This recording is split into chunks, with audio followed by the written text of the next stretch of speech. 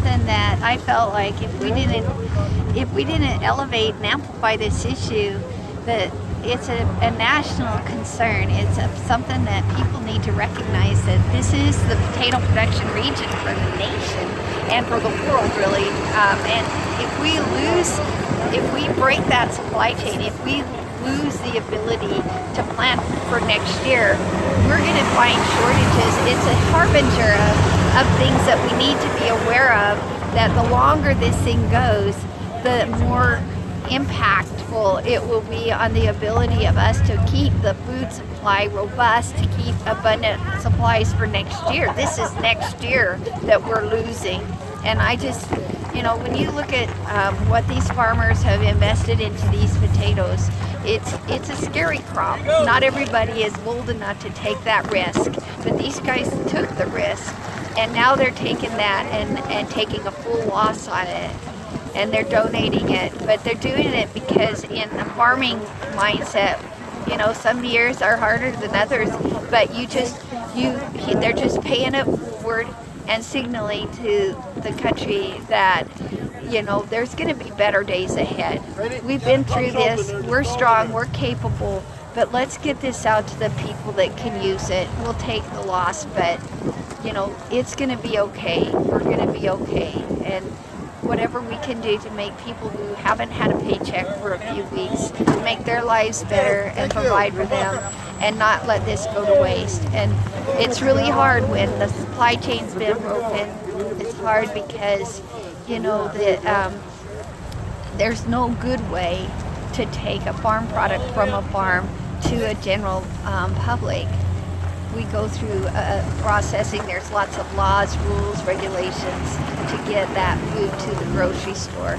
And to try and find a different path is hard. And so that's what Michelle and I have been doing for the last 4 days, is just trying to crack the code, get permission, and we've got the blessing of the Ag Secretary to go ahead and on an individual basis get these potatoes out to people.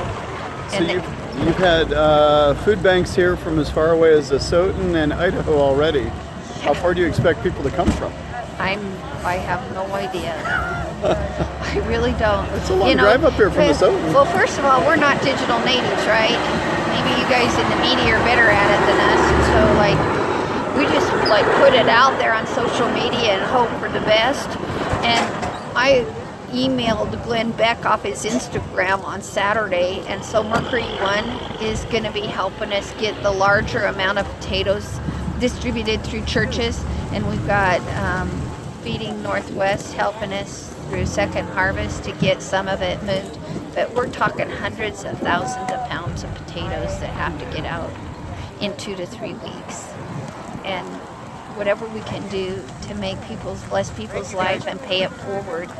The seeds, the potatoes that are coming out of the main warehouse, they're not treated or anything. They're just absolutely field-run potatoes.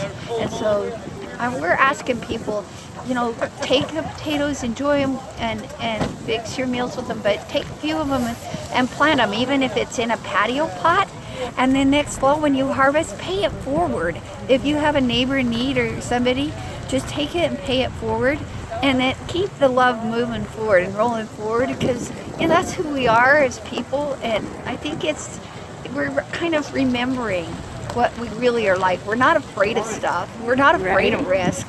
We planted these thinking that that certainty was there, that people would always be able to get them, and then all of a sudden things change, right? And you just have to. We're always good with taking those risks and doing that. It's kind of ironic. Just about 4 weeks ago, there were no potatoes on the shelves. None. In grocery stores.